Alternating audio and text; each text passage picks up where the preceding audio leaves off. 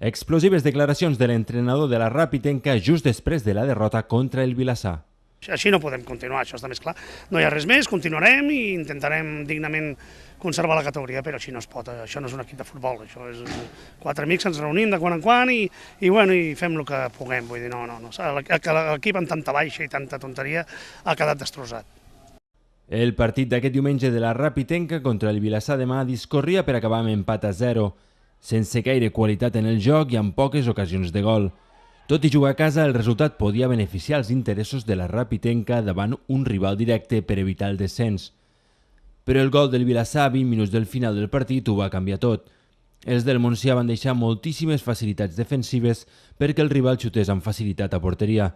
A més, s'hi va sumar una greu errada del porter Damià que no va poder aturar el suau remat de Dani. Errors puntuals i lesions com la que va patir Munta a la primera part deixen molt debilitats als del Montsià. Un partit que la veritat que anava pel 0-0 i un tiro d'ells, el porter, un dia és el porter, l'altre dia és un altre, però amb semejants fallos la veritat que ens costarà molt guanyar d'aquí a final de temporada. El partit jo crec que ningú ha merescut guanyar, al final un gol que han fet ells i 3 punts que podíem haver sumat, no els hem sumat i la veritat és que ara estem en una situació ja bastant delicada. Sí. Hem tingut que posar a un centrocampista de lateral esquerre, vull dir, els dos centrals no són centrals, són pivots. És que verdaderament estem agafats amb agulles. La Rapitenca va reclamar algun penal a l'àrea rival sense que l'àrbitre ho considerés així. Amb 3 derrotes consecutives, l'equip del Montsià es complica molt la seva situació a la taula. Ara és quart per la cua a un sol punt del descens a primera catalana.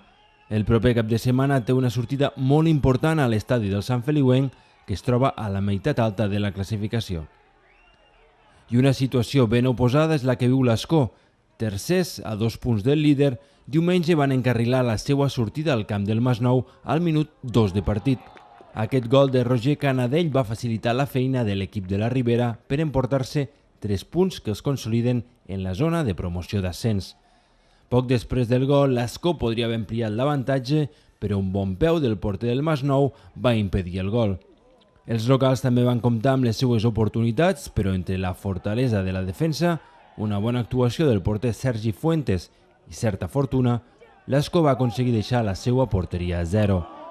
I en un moment clau del partit, al minut 20 de la segona part, els de la Ribera van tancar el partit amb el segon i definitiu gol amb una rematada de mèrit de Sergi Moreno des de terra. L'Escó no va fer cap pas enrere i va seguir atacant la porteria del Masnou per intentar ampliar la diferència. Fins i tot es va reclamar un penal, això sí, força dubtós.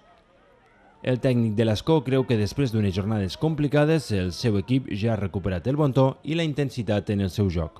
Si conseguimos meternos entre los 4 primeros, pues va a ser excelente.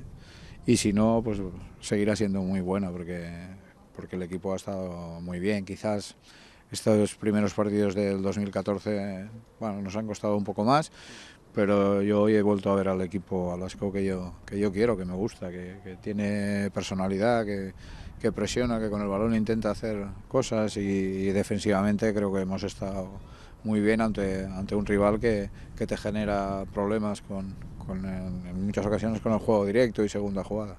L'Escó, tercer de la classificació, rep aquest proper cap de setmana el Cornellà, quart en un partit que pot ser molt important per reforçar els de la Ribera de cara a aspirar a la promoció d'ascens a segona B.